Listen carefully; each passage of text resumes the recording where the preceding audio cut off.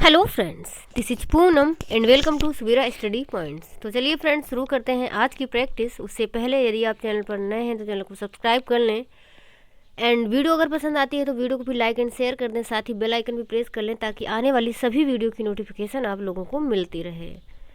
तो चलिए फ्रेंड्स, देखते हैं पहला क्वेश्चन। एंड हमारा पहला क्वेश्चन है, निम्नलिखित में से कौन कंप्यूटर का डाई ब्रेन है? तो कंप्यूटर का जो ब्रेन होता है वो कहा जाता है सेंट्रल प्रोसेसिंग यूनिट, यानी कि सीपीयू को। तो ऑप्शन हमारा सेकेंड नंबर सही हो जाएगा। अगला है, स्कूल कॉम्प्लेक्स की अवधारणा का कार्यान्वयन सर्वप्रथम किया गया था उत्तर प्रदेश में, मध्य प्रदेश, बिहार या फिर राजस्थान में? तो जो स्कूल कॉम्प्लेक्स की अवधारणा है इसका कार्यान्वयन सर्वप्रथम राजस्थान में किया गया था। अगला है, शिक्षण के संज्ञानात्मक सिद्धांत के प्रतिपादक हैं एन.आई. गेज, शिव कुमार मित्र, बी.एफ. स्किनर या फिर मैकडोनाल्ड?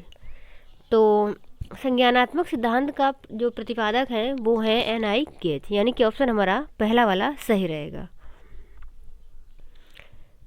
शिक्षण कौशल प्रशिक्षण का निर्धारक है संगठक, शिक्षक या अध्यापक, पर्यवेक्षक, प्रधानाध्यापक? तो शिक्षण कौशल प्रशिक्षण के जो निर्धारक होते हैं वो होता है संगठक। मतलब क्योंकि जो शिक्षण प्रक्रिया करवाई जाती है उसको घटकों में वितरित करके फिर शिक्षण किया जाता है, इस वजह से शिक्षण कौशल का जो निर्धारक होता है वो होता है संगठक, यानी कि ऑप्शन हमारा पहला वाला सही हो जाएगा। एक अच्छे संप्रेषण के लिए की आवश्यकता होती है विचारों में स्पष्टता, नाटकीय प्रस्तुतिकरण, मृदुल स्वर में बोलने या फिर बिना रुके बोलने? तो अच्छे संप्रेषण के लिए मतलब विचारों में स्पष्टता या नाटकीय प्रस्तुतिकरण या मृदुल स्वर में बोलना, ये ज़रूरी नहीं है, बल्कि जो सबसे ज़्यादा आवश्यक है, यदि आपका जो संप्रेषण है वो अच्छा है तो आप फिर बिना रुके बोलेंगे। मतलब बोलने में हिचकिचाहट या रुक रुक के बोलना ये अच्छा कम्युनिकेशन नहीं माना जाता है। तो जो अच्छा संप्रेषण होगा वो होगा बिना रुके बोलना, यानी कि ऑप्शन हमारा 4 नंबर सही हो जाएगा। संस्थागत योजना पर आधारित होती है, मतलब जो संस्थागत योजना है वो किस पर आधारित होती है? लक्ष्य और आवश्यकता, समय सारणी, प्रशासन या फिर आवश्यकता पर? तो किसी भी संस्था की जो योजना होती है तो वो मतलब जो योजना बनाई जाती है वो लक्ष्य क्या है, लक्ष्य को ध्यान में रखते हुए और जो भी आवश्यकताएं हैं उनके आधार पर बनाई जाती है। तो जो संस्थागत योजना है वो लक्ष्य और आवश्यकता पर आधारित होनी चाहिए। ऑप्शन हमारा पहला वाला सही रहेगा। शिक्षक का व्यवहार होना चाहिए प्रशासकीय, शिक्षाप्रद, आदर्शवादी या फिर निर्देशात्मक?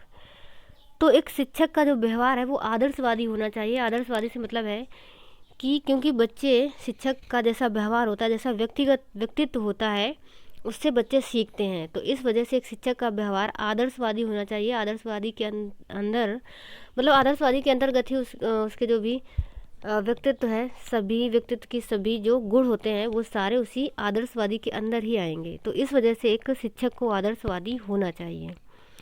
तो ऑप्शन हमारा तीसरा वाला सही रहेगा। शैक्षिक कंप्यूटर का मुख्य कार्य है उत्तरों का समांकन, सूचना को बनाए रखना, आंकड़ों का विश्लेषण या फिर उपरोक्त सभी? तो शैक्षिक कंप्यूटर का जो मुख्य उद्देश्य होता है तो उपरोक्त सभी हो जाएगा। उत्तरों का समांकन करना, सूचना को बनाए रखना, आंकड़ों का विश्लेषण करना, यानी कि ऑप्शन हमारा 4 नंबर सही रहेगा। कंप्यूटर आधारित शिक्षण मॉडल को के द्वारा विकसित किया गया है? गिरबन के द्वारा, स्टालुरा या डेविस, रॉबर्ट या फिर मेकनर के द्वारा? तो इसके लिए जो हमारा ऑप्शन सही हो जाएगा स्टालुरा और डेविस, यानी कि ऑप्शन हमारा सेकेंड नंबर सही रहेगा। तो इसको आप लोग याद रखेंगे।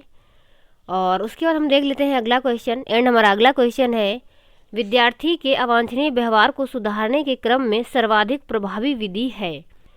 विद्यार्थी को दंड देना, इस विषय में अभिभावकों को सूचित करना या फिर अवांछनीय कारणों का पता लगाना और समाधान करना, या लास्ट है इसकी उपेक्षा करना? तो यदि कोई भी विद्यार्थी कोई भी अवांछनीय व्यवहार करता है तो सबसे पहले हमें उसके कारणों का पता लगाना है कि वैसा जो भी व्यवहार कर रहा है वो ऐसा क्यों कर रहा है। तो इसके लिए हमें उसके कारणों का पता लगाना है और फिर समाधान करना है। तो ऑप्शन हमारा तीसरा वाला सही हो जाएगा। अगला है, मनुष्य जन्म से स्वतंत्र होता है लेकिन हर जगह जंजीर से बंधा रहता है। ये कथन किसका है?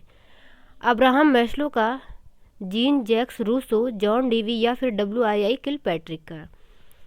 तो ये जो कथन है कि मनुष्य जन्म से स्वतंत्र होता है लेकिन हर जगह जंजीर से बंधा रहता है, ये कथन है जीन जैक्स रूसो का। उसके बाद हम देख लेते हैं अगला क्वेश्चन, और हमारा अगला क्वेश्चन है, विद्यालय के प्रबंधक का मुख्य उत्तरदायित्व किस पर होता है? प्रधानाचार्य, अध्यापक, प्रबंधक या फिर उपरोक्त सभी पर। तो विद्यालय के प्रबंधक का जो भी मुख्य उत्तरदायित्व होता है ये होता है प्रधानाचार्य पर। तो ऑप्शन हमारा पहला वाला सही हो जाएगा। उसके बाद हम देख लेते हैं अगला क्वेश्चन, एंड हमारा अगला क्वेश्चन है, विद्यालय के अनुशासन का मुख्य उद्देश्य है स्टाफ और विद्यार्थी की सुरक्षा सुनिश्चित करना, शिक्षा के लिए एक अनुकूल माहौल तैयार करना, एक और दो, दोनों या फिर उपरोक्त में से कोई नहीं। तो अनुशासन का जो मुख्य उद्देश्य है वो स्टाफ और विद्यार्थी की सुरक्षा सुनिश्चित करना, ये भी सही है, और शिक्षा के लिए अनुकूल माहौल तैयार करना, यानी कि एक और दो दोनों ही सही हो जाएंगे।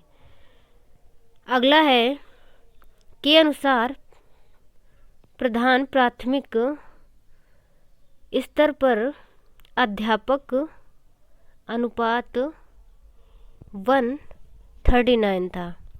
यहाँ पर अध्यापक अध्यापन अनुपात मतलब किसके अनुसार?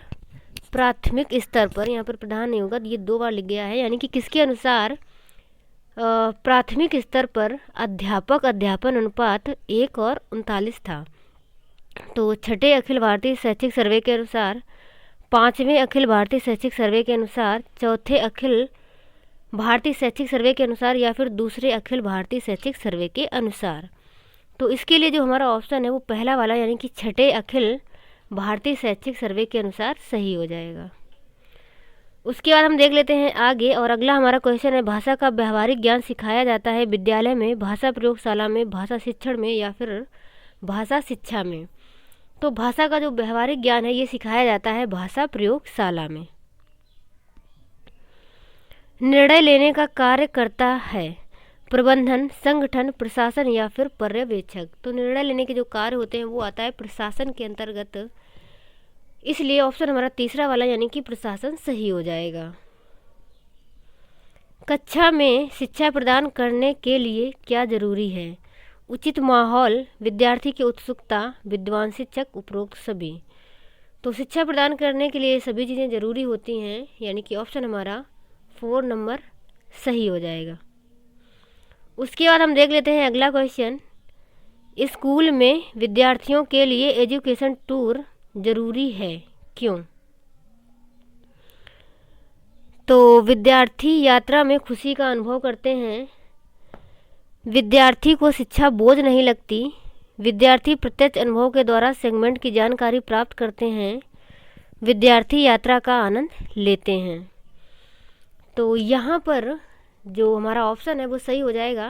मतलब जब भी आप विद्यार्थियों को शैक्षिक टूर पर ले जाते हैं तो ऐसे में विद्यार्थी प्रत्यक्ष अनुभव के द्वारा सेगमेंट की जानकारी प्राप्त करते हैं, यानी कि वो प्रत्यक्ष सामने चीज़ों को देखते हैं, तो ऐसे में जो चीज़ें हैं वो ज़्यादा स्पष्ट होती हैं और उनको बेहतर सीखते हैं। तो ऑप्शन हमारा तीसरा वाला सही हो जाएगा।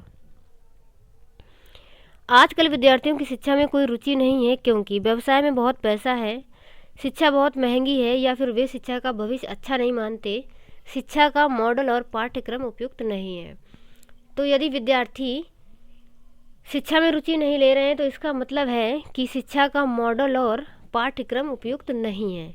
तो ऑप्शन हमारा 4 नंबर सही हो जाएगा। अगला है, आप कमज़ोर विद्यार्थी को कैसे पढ़ाओगे?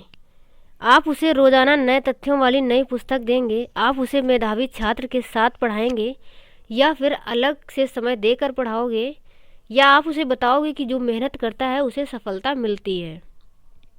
तो नई तथ्यों वाली पुस्तक से कोई फ़ायदा नहीं है, और मेधावी छात्रों के साथ पढ़ाओगे तो क्योंकि विद्यार्थी वैसे भी कमज़ोर है तो मेधावी छात्रों के साथ पढ़ाने से भी उसे ज़्यादा ज़्यादा लाभ नहीं होगा, तो ये भी सही नहीं है। और जो लास्ट वाला है कि आप उसे बताओगे कि जो मेहनत करता है उसे सफलता मिलती है। तो सिर्फ बताने से नहीं होता, बल्कि आप खुद मेहनत करिए, यानी कि आप जब उसे अलग से समय देकर पढ़ाते हैं, यानी कि मेहनत करते हैं, तो फिर बच्चा सीखता है और आसानी से सीख जाएगा। यानी कि आप उसे पढ़ाने के लिए अलग से समय देकर पढ़ाएंगे।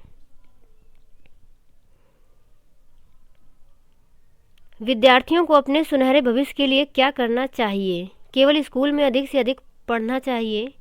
केवल उन्हीं प्रश्नों को याद करना चाहिए जिसके परीक्षा में पूछे जाने की संभावना हो, या फिर स्कूल में अध्यापक और घर में अभिभावक के साथ पढ़ना चाहिए। अपनी आदतों या रुचियों की अपेक्षा नहीं करनी चाहिए। तो फोर्थ ऑप्शन सही हो जाएगा, यानी कि जैसी भी आपकी आदतें या रुचियां हैं, यानी कि जिस भी काम में आप रुचि लेते हैं उनकी आप उपेक्षा ना करें। तो ऑप्शन हमारा 4 नंबर सही हो जाएगा।